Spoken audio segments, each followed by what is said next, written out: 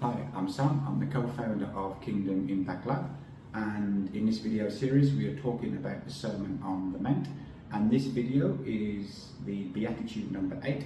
Blessed are those who are persecuted for righteousness' sake, for theirs is the kingdom of heaven. So let's dive into what this means. So this Beatitude here is basically explains that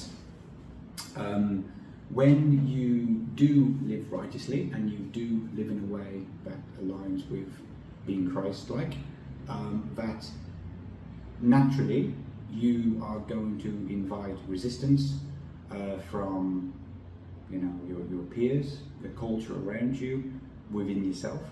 Of course, it's gonna create resistance because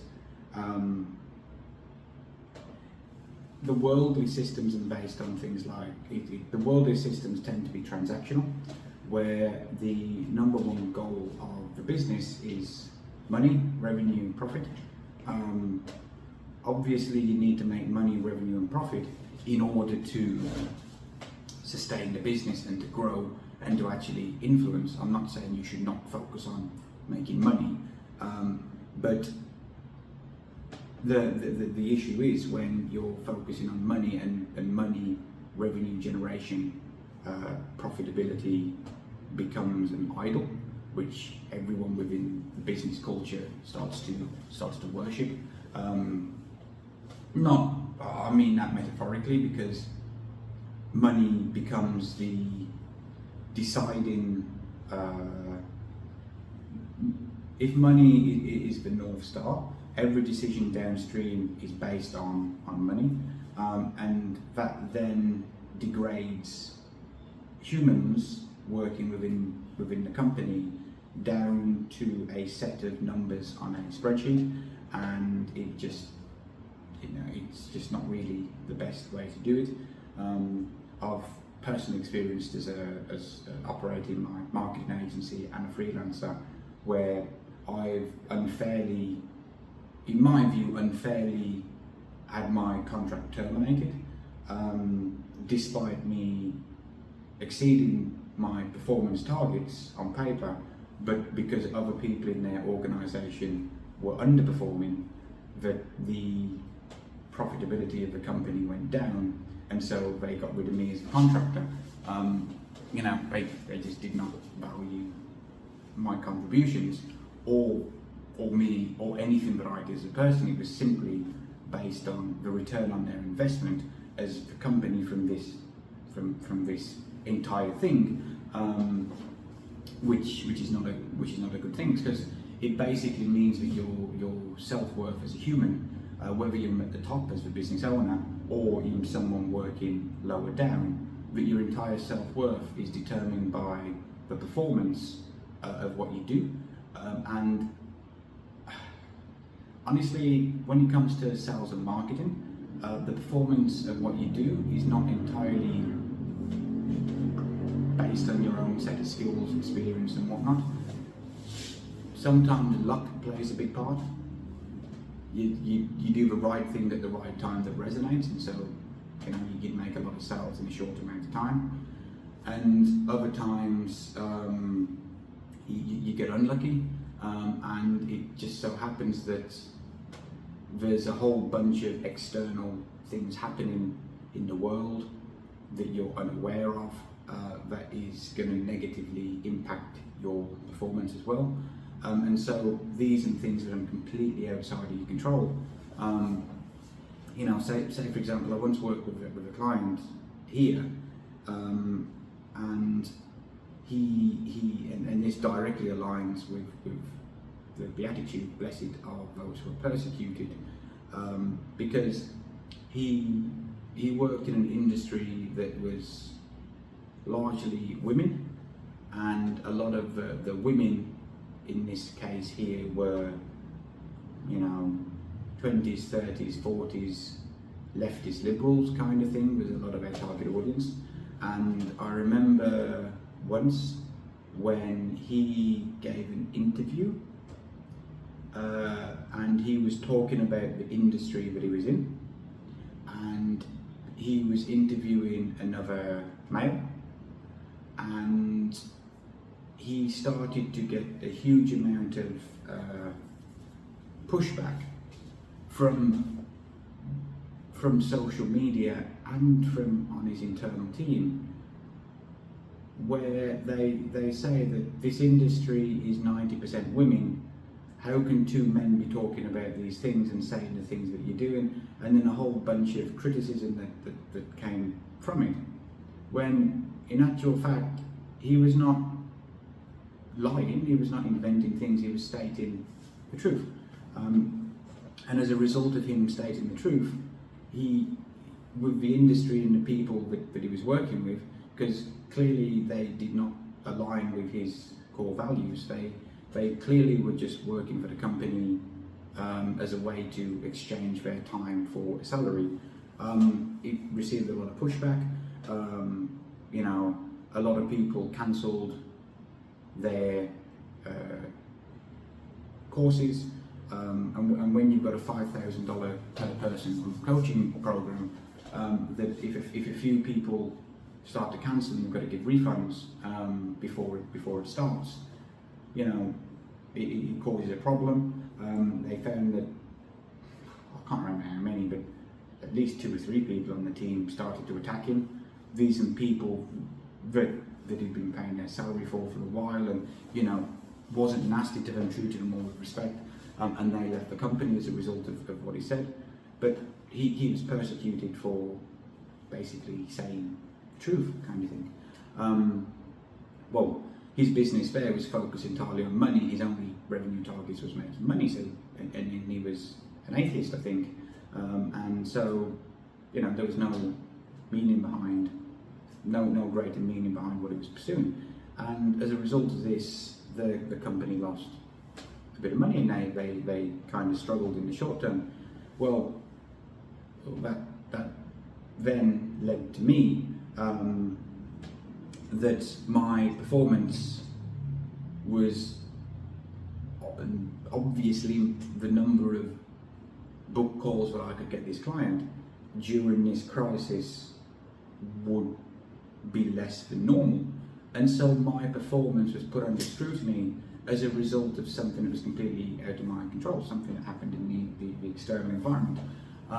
So you can't really base your self-worth on chasing the transactional goals and things, because it's just so many things outside of your control. So what's the point of what I'm saying is, the point of what I'm saying is that when you try to be Christ-like and you adopt the mindset of doing what is right, when you adopt the mindset of telling the truth, even if it goes against your own self-interest, the worldly systems are naturally going to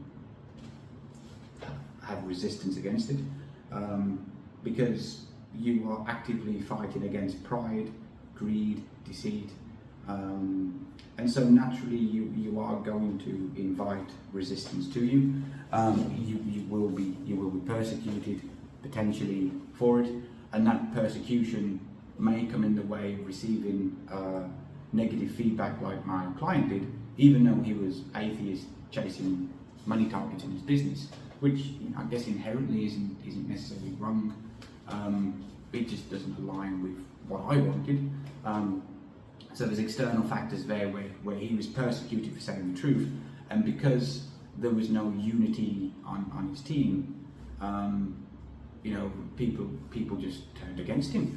And then it also means that in that case there, I was unfairly persecuted as well, because my performance for that month was lower than previous months as a direct result of something that was outside of my control. So I was being persecuted in that situation for something that wasn't my fault, nothing I could do, but yet they just look at the number sheet and this is how many calls you have, this is less than usual, you need to pick it up next month, Sam.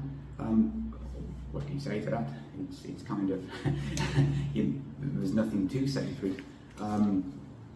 There was inherently, I won't go on and go down that rabbit hole. So anyway, another important concept on blessed are those who are persecuted for righteousness is that, as Jordan Peterson says, that the pursuit of the highest ideal, which in our case would be, or the solution that I talk about, but work for me, is the pursuit of Christ-likeness in everything that we do. So if we pursue the highest goal, it demands the highest sacrifice from us, which is picking up our cross and walking with it, so to speak. And if we set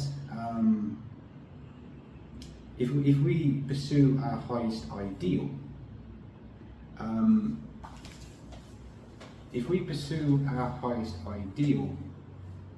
and we are clear on what that highest ideal is, which is the pursuit of becoming Christ-like, instead of focusing on money becomes secondary.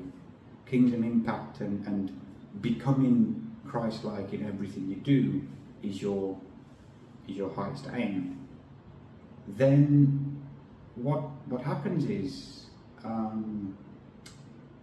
you basically reorient yourself onto the right Jacob's ladder to ascend.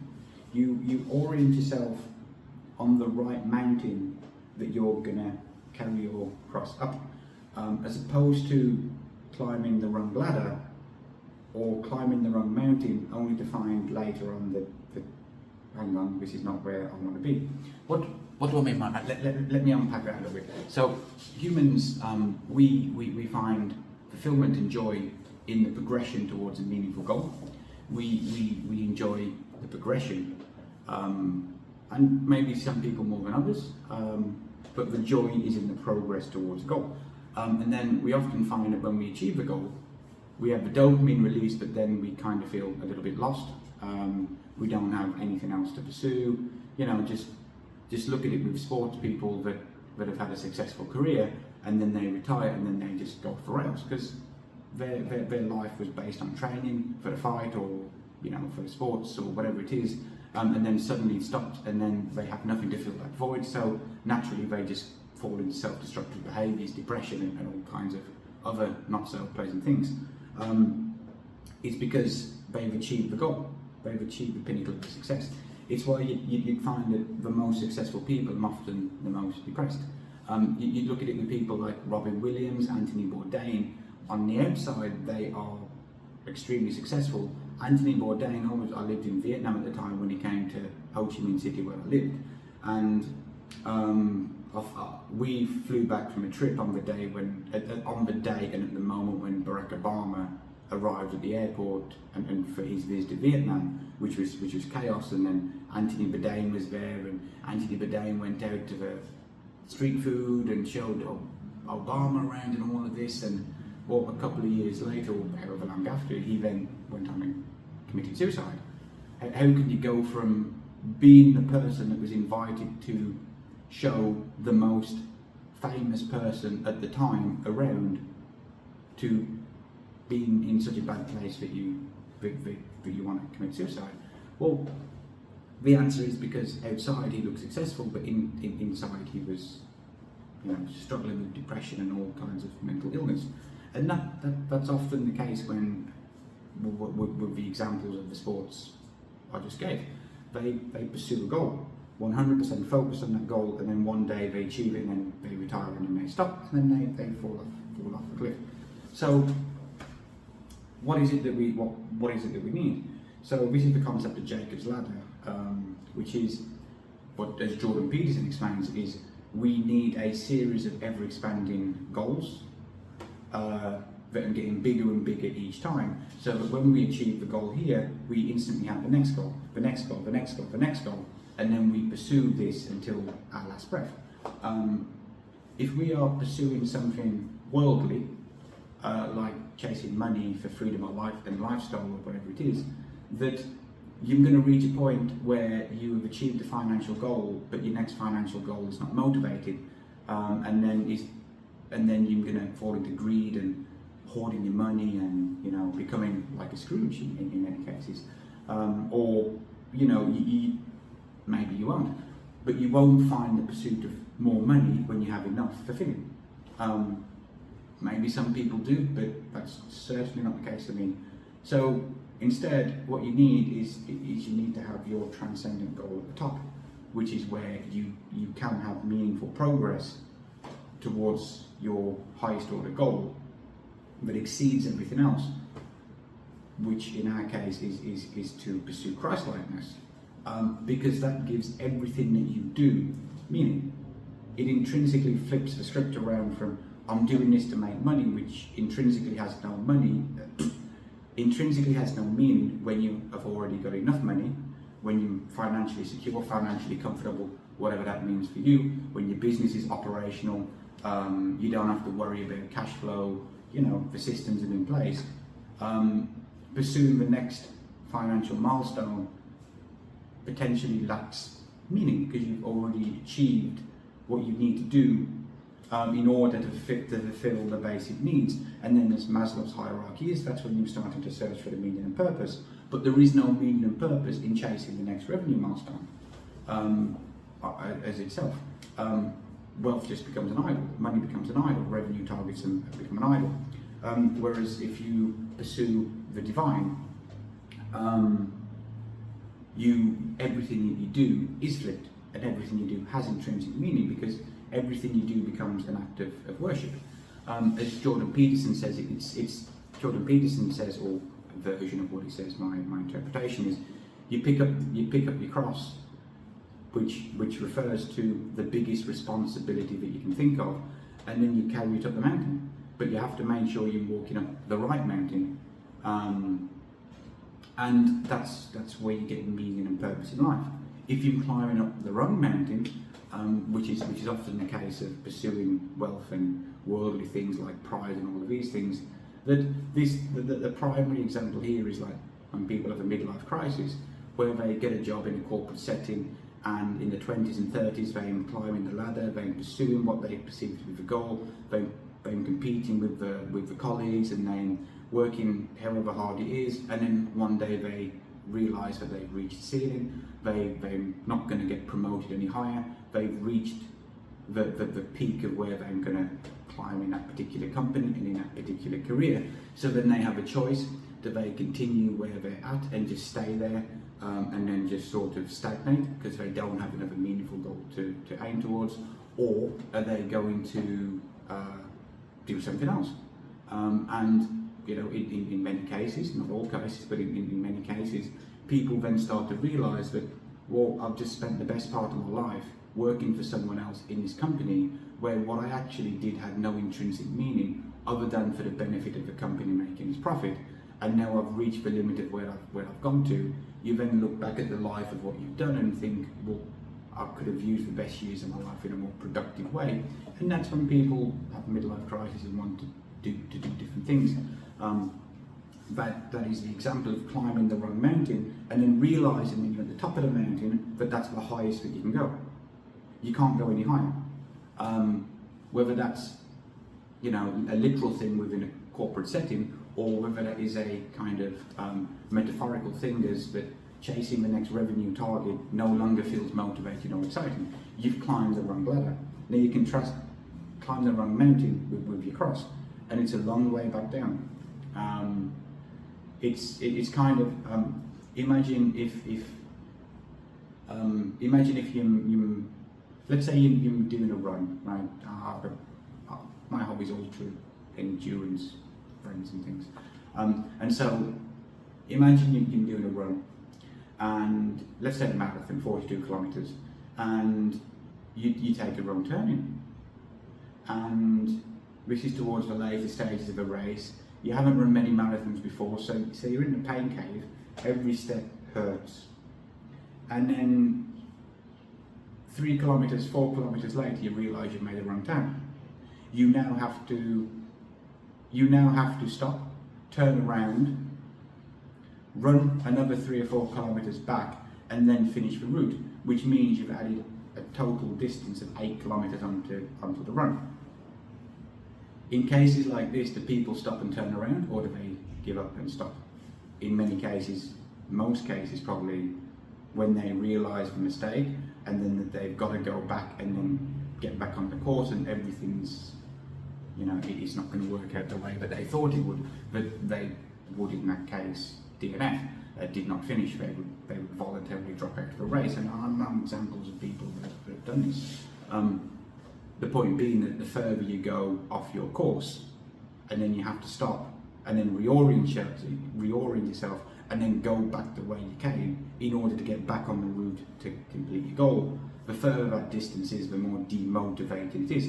Now, I mean, you can, using that example, contrast that to you've run 100 meters off course, you miss the turning, but then you get 100 meters down the road and you realise you've got to turn back. And you're going to turn back, of course you're not going to drop out, because that is a short distance. But the longer that you go on and you climb the wrong mountain, the bigger that disconnect is between your heart and the outside world. The bigger, more, what word do I want? I guess the bigger that disconnect is between your heart and your outward world, the more concentrated that impurity in your heart is, the harder it is to get out of it. Whereas you climb up the right mountain with the right response, by carrying you across up the right mountain, which is with a divine transcendent goal at the top, is that you're making meaningful progression towards it every day, and you know 100% in your heart that everything you do has intrinsic meaning, which is where you get the joy, fulfillment, and that's where you have the integration between who you are as a person in your heart and what you do on the outside. Now, how does this tie into what the Beatitude is, which is, blessed are those who are persecuted for righteousness' sake, for theirs is the kingdom of heaven. So the top of your mountain, your transcendent goal, ultimately would be the ultimate aim that you should aim for, the biggest cross that you can carry, which means the biggest responsibility that you can take. And the bigger the responsibility you have, the more meaning and purpose that you have in your life, the more fulfilled you have, and the more integrated you are as who you are as a person and the outward world, is you have to sacrifice for the highest possible good. That is what you have to sacrifice for, the highest possible good that you can think of. And when you are aware of what the highest possible good is for you, in my case, it's the pursuit of becoming Christ-like in everything that I do, in all domains of my life, and then being prepared to make the sacrifices along the way to attain that goal. That is where you find the ultimate meaning. That is what your goal is at the top of your mountain. And if you make that the goal of what you do in your personal life and your business, this is the pursuit of what you're on, where everything in the business you do will be for kingdom impact, it will be for the benefit of others, it will be the pursuit of excellence and all of these other good things that come along with it. And the more that you do this, the bigger a beacon that you become, the more you're going to disrupt the worldly systems and then the transactional systems that you have. Perhaps it's within your own company structure, perhaps it's in the marketplace with the people that you interact with. You're going to invite resistance, you're going to invite pushback, but when you are prepared to sacrifice short-term pleasure and short-term comfort for the highest possible good, this is how you weather the storms. This is how you get through all kinds of suffering. This is how you avoid burnout. This is how you can essentially get through the hard parts of the business which require you to dig deep and endure, as opposed to, for example, with my former marketing agency, that when the going got tough and I just couldn't get a win and nothing had worked, I reached the point where I thought, I'm not prepared to pursue this anymore, I'm not prepared to continue this anymore. That was the moment when I realised I'd climbed up the wrong mountain. And then it's taken me then, I was not prepared to endure the suffering anymore because I'd climbed up the wrong mountain and there was no meaningful goal at the top. And then it took me the best part of a year to climb back down the mountain before starting Kingdom Impact Lab, with my goal of building a business on biblical principles for maximum kingdom impact, and to actually do it. to be the person that stewards my gifts for the benefit of others, to set my intentions to become the person I need to become, to manage the business and to enact and to live out the purpose that I've been created for, to steward and leverage my own gifts of the transformation I've gone through, of climbing the wrong mountain in my business by focusing on the wrong goals, to where I'm at now, where everything I have has meaning and purpose. And it's to be a good financial steward of assets and resources that I have. And I'm prepared to sacrifice it all in the pursuit of what I consider the greatest, highest possible good as the mountain that I'm climbing. Okay, that's beatitude number 8. That's all. See you next time.